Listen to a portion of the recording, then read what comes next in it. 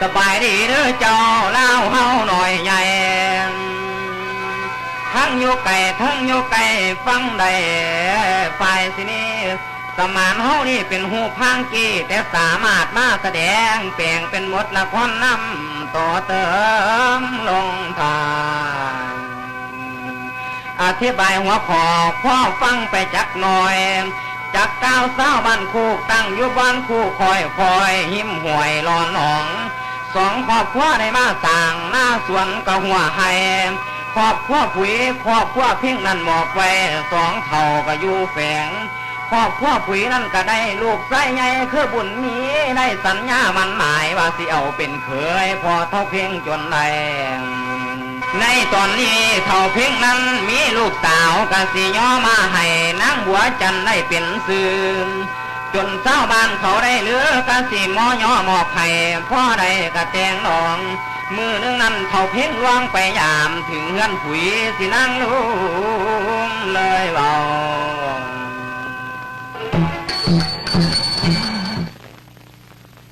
นี่เท่าวันนี้ยิ่งข่าวว่าเท่าเพ่งน่ะสิมายามบ้านเขาเลยเท่าเอ้ยโอ้เพิ่นสิมามื้อนี้บ่มามื้อนี้มามาเฮาล่ะสบายดีสบายดีคอยอยู่คอยสบายอยู่บ่คอยสบายคือบ่เห็นไปเยี่ยมไปยามกันตะเกือคอยก็ยากคือกันคอยก็สบายดีอยู่การเกี่ยวเขาเจ้าหน้าของคอยกับปีนี้ก็รู้สึกว่าดีหลายว่าหยังละบ้านเนี่ยโอ้ยคอยนี่ละวางนี่เรียกหลายบ่ได้มาอยู่ยามถามข่าวก็เลยมาซั่นดอกการงานทั้งบ้านก็ฮู้จักว่าดีขึ้นกว่าเก่าหลายแท้ๆว่าคอยเป็นคนเฮ็ดเรียกเฮ็ดงานเก่งตัวฮู้จักบ่แม่เที่ยวเดียวนี่น่ะอีหยังล่ะอีนั่งจำข่อยใหญ่มาแล้วเด้โอ้ใหญ่เป็นสาวแล้วบ่ฮู้จักบ่เพิ่นมีลูกสาวเพิ่นทางเพิ่นมีเงินซ่านบ้านซองเพิ่นก็เป็นระเบียบเรียบร้อยเสมอตัวเดี๋ยวนี้อีนั่งก็งามได้แม่มันเปียกเลยบ่เรื่องลูกสาวของข่อยเบิ่งหน้าตางามหลายเบิ่งอกโอ้ยไผเห็นก็ต้องสะอ่อนลงมาแอวลงมาเช็ดนี่เฮ้ยบ่ต้องบอกผู้ใดเรื่องลูกสาวข่อยผู้เบาขึ้นเฮือนนี่มื้อนึงขึ้นยามมาเช้ามื้อแลงข่อยต้องเลยแปลวดินมาถมมันทางพอมันเป็นรูปลงไปแม่นี่ล่ะงามหลายงามได้ใครนี่มีลูกสาวงามหลายเด้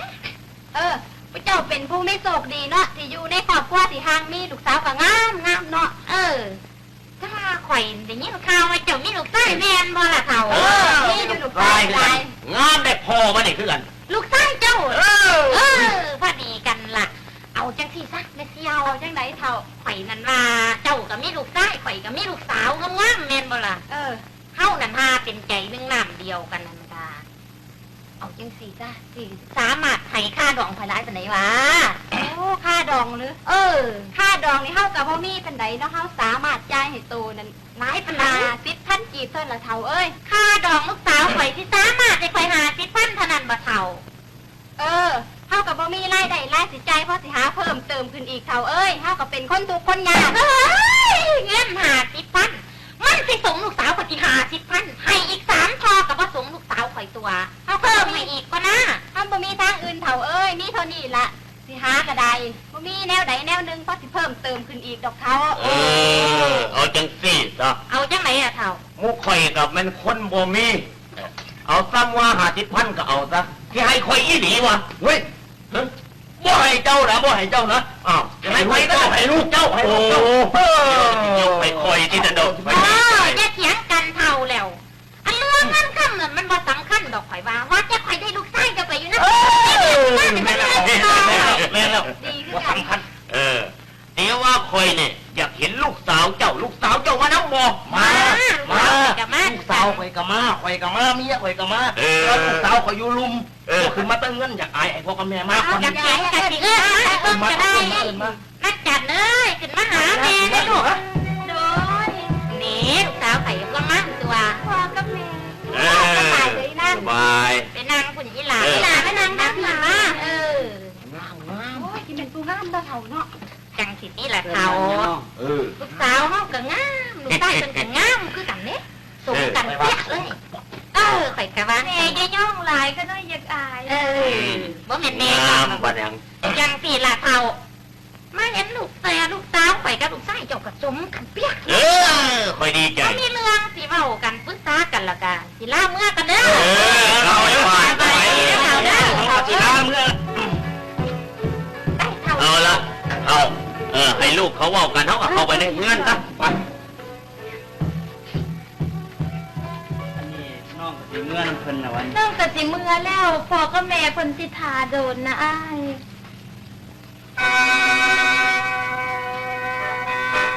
สุริยาลงคอยสาวคำนางศิลากร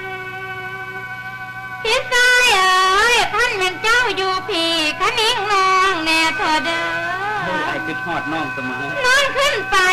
ฝันเห็นน้องบัวจันนางผู้ไก่ห่างแน่เด้อ แน่นอนแน่นอน ส่วนว่าหัวใจนางสังมาเป็นห่วงอายบ่มีมือว่าสิลืมดอกยา คือกันน้องเอ้ย อย่างครั้งหนึ่งที่ข้าได้เห็นสนใจบ่เว้นได้เห็นน้องนางบัวจันทร์น้องงามโสภาคงสร้างบุญมาจึงนำอยู่ทรงถ้าเปรียบน้องแล้วดังหงส์นางงามสูงส่งวงภาพหน้าสมเพียงข้างหนึ่งที่ได้อยู่ใกล้ทราบซึ้งตรึงใจหรือไทยของอ้ายลื่นลมอยากจะมาอยู่อยากเป็นเนื้อคู่เสยสู้พิรมคุณอายสร้างมาบ่สมคงหวังได้สมเพียงน้องคนงาม โอ้น้ำใจของน้องบัวจันทร์สร้างงามเลิศแท้สูงส่งคงอาจพร้อมวัฒนธรรมน้องสร้างบุญมาทำพลากุศลมากล้ำศาสตร์นี้น้องจึงงามคำสวยเลิศล้ำยิ่งกว่าจันทราเพียงข้างหนึ่งบ่ขอลืมลงคิดว่าอ้ายคงได้หาความหับการุณา หากน้องปราณีบ่ขอนายหนี้หากน้องเท่าฟ้าจะเกิดถูกบูชาขอน้องแก้วตาหากขาดเถิด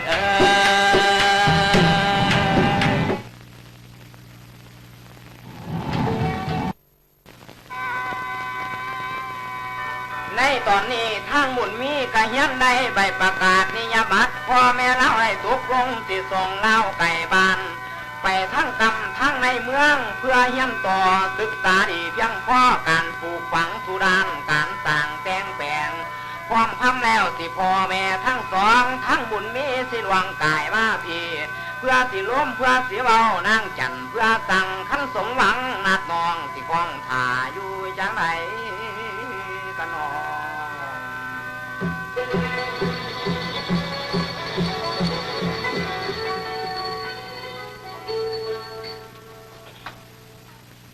สบายดีเห็นเลยบ้านหน้าบ้านตาเอาเอ้ย ถือกระเป๋าเขาของมาให้หยังกันพ่อนอะไรสิไปไหนล่ะ คือเดี๋ยวนี้เมียของข่อยกับข่อยเนี่ยได้ตกลงเห็นดีว่าจะส่งเท้าบุญมีเนี่ย เข้าไปในเมือง เพื่อจะไปเฮียนต่ออีกการเฮียนน่ะก็เฮียนวิชาปลูกฝังพื้นบ้านพื้นเมืองของเขานี่เองเจ้าที่ว่าจังไหนล่ะเขาเอ้ย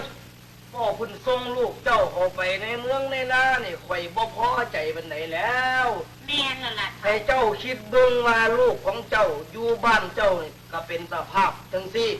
เมื่อเวลามันเข้าไปในเมืองมันก็ต้องเปลี่ยนสภาพใหม่คนเฮาเข้าไปอยู่ในเมืองแล้ว ลูกเจ้ากลับตรงหน้าบ้านจะต้องเป็นคนผู้ใหม่ไปโลด แม่ที่เลี้ยนแหละเท่า แม่นอยู่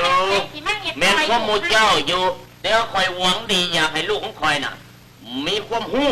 ถ้าหากว่าบุญมีความหู้แล้ว ก็ต้องมาเป็นประโยชน์แก่บ้านของเฮาเนี่ยคอยว่าน่ะ จะไปบุญมีลูกเจ้านั้นมีความหู เออ โอ้ยเจ้าเว้าจังสี่นั่นคอยขอคัดค้านความคืดของเจ้าไว้ซะก่อนการที่บุญมีสิเข้าไปในเมืองนี่นะอันลูกสาวข่อยดีเด้นั่งจันนี่สิเอาไปพร้อมบ่ ก็บอกคอยก็สิเอาแต่ลูกของคอยนี่แหละเข้าไป โอ้เจ้าจะเอาลูกเจ้าไปข่อยนี่ก็บ่พอใจเจ้าจะเอาลูกเจ้าไปการที่ว่าบุญมีไปนั่นมันเป็นการจากไปเป็นปีเป็นเดือน มันเสียความต้องการของข่อยไปหลายหลวง แล้วก็เวลาเฮ็ดไผเฮ็ดหน้าเฮ็ดผู้ใดสิมาเฮ็ดมันข่อย โอ้เจ้าอย่าเห็นประโยชน์แต่ในปัจจุบันหลาย เจ้าต้องเห็นประโยชน์ในอนาคตของลูกของเฮาแน่ เรื่องเจ้าเว้านี่ก็แม่นอยู่ แต่ว่าให้เจ้าคิดเบิ่งครับเมื่อเวลาเจ้าส่งลูกเจ้าเข้าไปในเมืองแล้วเป็นผู้ใดสมาเฮ็ดไทยใส่หน้าให้เจ้ากินหรือเจ้าบ่กินข้าวบ่เวลาลูกเจ้าบ่อยู่ ทุกคนอยู่ในโลกนี่ก็ต้องกินข้าวแต่ว่าผู้เป็นพ่อเป็นแม่ก็ต้องทำงานเพื่อลูกเพื่ออยากให้ลูกนี่ได้รับได้ดีแม้นว่าเท่า แมนยูเถาเอ้ยพวกเขาได้ส่งลูกเข้าไปเฮียนในระยะหนึ่งถ้ามันกลับมาเราจะซ้ำว่ามันได้ขึ้นก่อนหนึ่งเมื่อไหร่เหรอเถา แม่นแล้ว ใครอยากหัวอยู่เลย มีอย่างนั้นคนบ่มีเงินสิมีทุน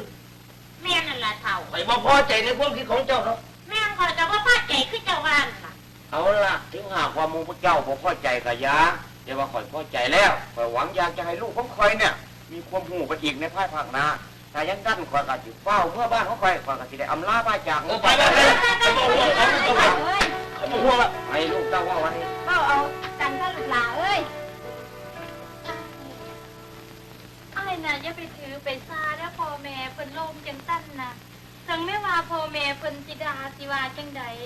ความอดทนตัวนั่นสิมันสิเป็นประโยชน์แก่เฮาสองคนอย่าจะไปถือ ผู้จันเอ้ยก่อนสิจากนัดน้องอ้ายเป็นห่วงบ่มีหายสายพ่อเอ้ยบ่อยากไก่พ่อน้อย น้องก็ห่วงไอ้สุดหัวใจคือ แต่ว่าสายใจข่อยตนพี่สายต้องจำห่างสาวคำนางเจ้าจะได้โศกเศร้าบัดย้ำอ้ายได้ห่างไกลอ้ายจากน้องมือนี้หวังไปสู่การศึกษาเรื่องหลักการทำนาเกษตรการเพิ่นสอนสีแล้วบัดนี้ขั้นแม่นบัวละบวนเสียงแนวใดกูทุกอย่างสิขึ้นมาหานางบ่เปลี่ยนใจจากเจ้าเศร้าถอนอยาเหนียววอนขั้นมันจบเมียพ้อยในระหว่างการศึกษาอ้ายสิกลับมาทำนามอมพนางจงคอยอา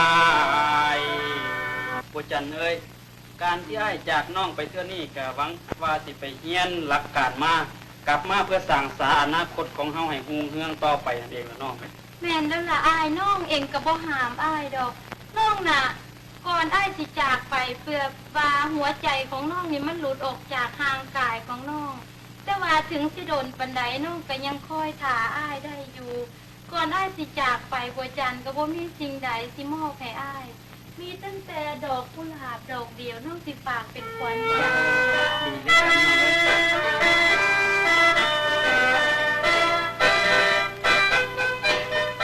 กุหลาบดอกนี้จังงามที่น้องนี่ขอมอบให้เพื่อเป็นขวัญใจแก่ยอดชายที่ปรารถนากุหลาบเป็นหอมน้องถนอมอยู่ทุกวันเวลา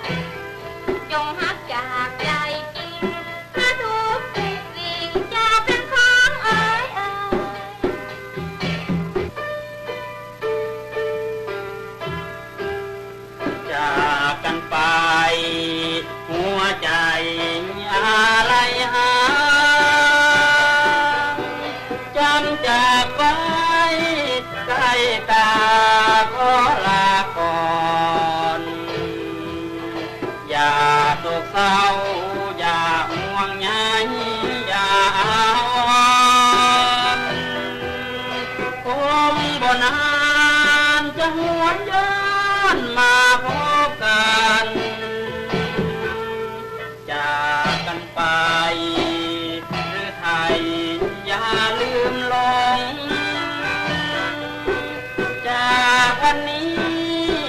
ก็คงพบวันหน้า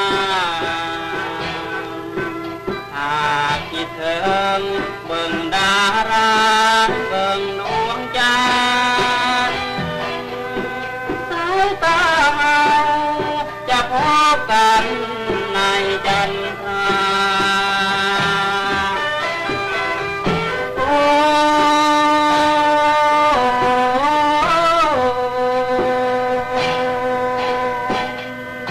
ลาขอลาไปก่อน